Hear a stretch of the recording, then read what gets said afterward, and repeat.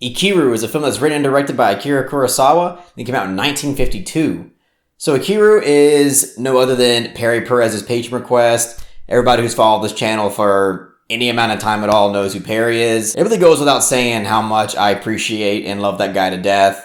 I'm truly grateful for all of his support towards this channel and everything that he's done so far to really elevate this channel. And I feel like I should have been able to easily predict that he was going to request Ikiru, simply because of the fact that it's Christmas time and it's an Akira Kurosawa film that I haven't seen. And I've really liked everything that I've seen from Akira Kurosawa so far. Seven Samurai is a fantastic, damn near masterpiece. Yojimbo and Sanjuro, fantastic samurai films that are incredibly influential.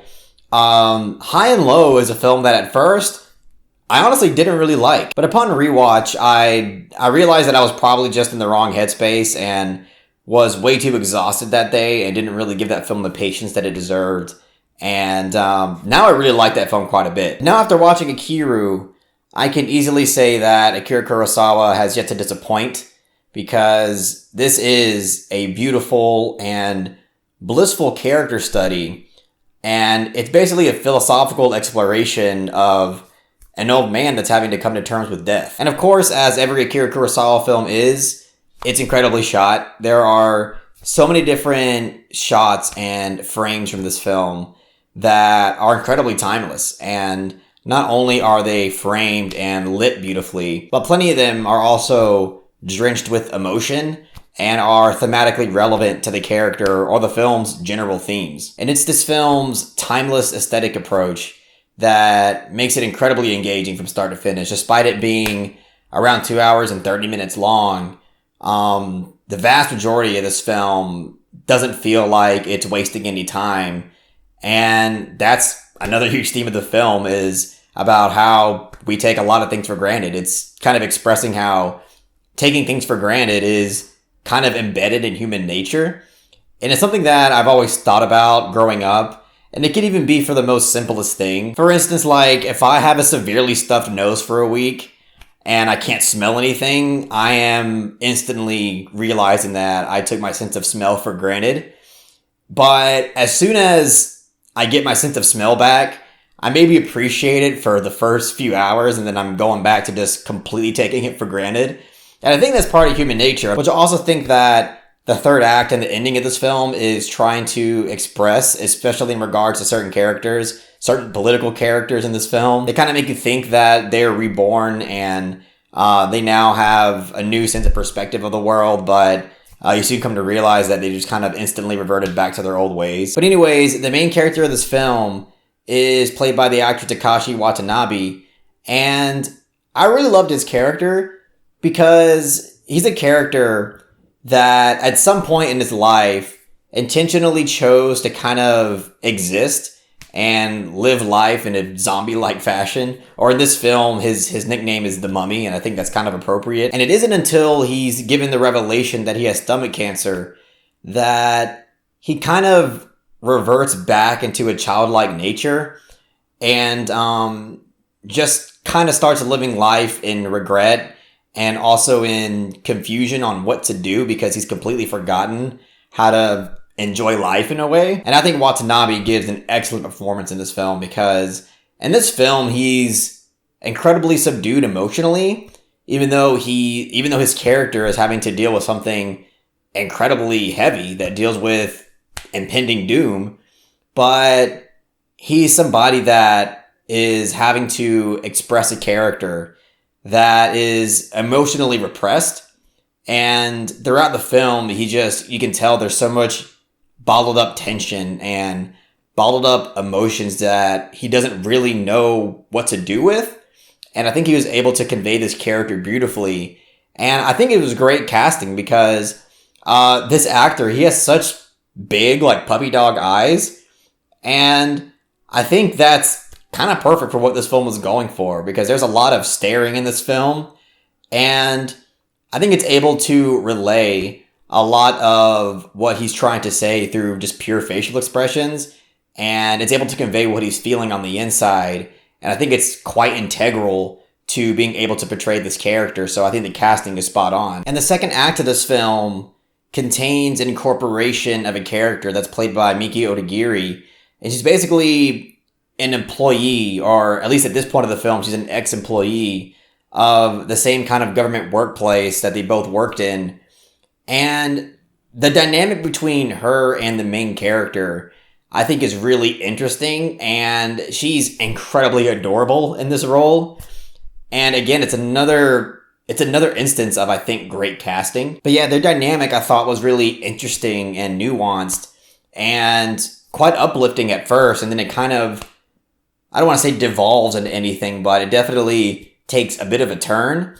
But I really enjoy that aspect because it's only through her character that the main character realizes what he could actually do to make, the last moments of his life redeemable. But it's also during this segment where we get an incredible scene, and it's one of my favorite scenes in the film, where we see the main character kind of rush out of a restaurant. And the scene consists of one stationary shot, and we see a bunch of youthful people singing happy birthday to a young woman. And as we see the old main character leave the frame, we see the young woman come into frame and walk up the stairs. And I think that was this kind of ironic and poignant way to kind of say farewell to an old life, while at the same time welcoming a new life that is just starting, more or less. But there's also a segment in this film that consists of dreamlike imagery that is essentially a callback to the main character's older memories and regarding his son.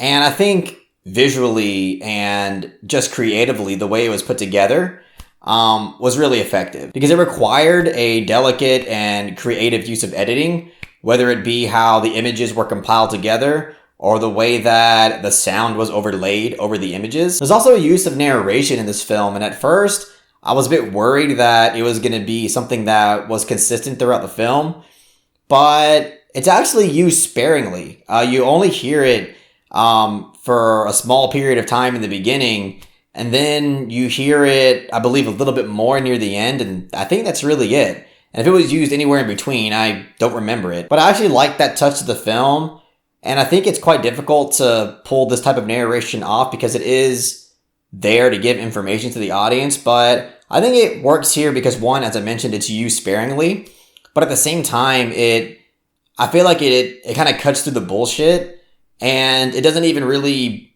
try to keep the audience in suspense in terms of whether or not this character is going to live or die. It's just straight to the point, letting the audience know exactly what's going to eventually happen to the character.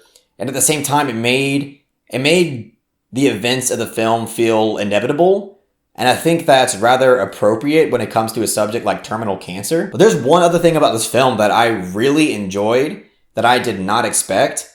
And that's the fact that this film does contain a genuine amount of societal themes. I expected a philosophical exploration, obviously, but this film also has a decent amount of important and powerful things to say about society, and certainly criticizes bureaucracy.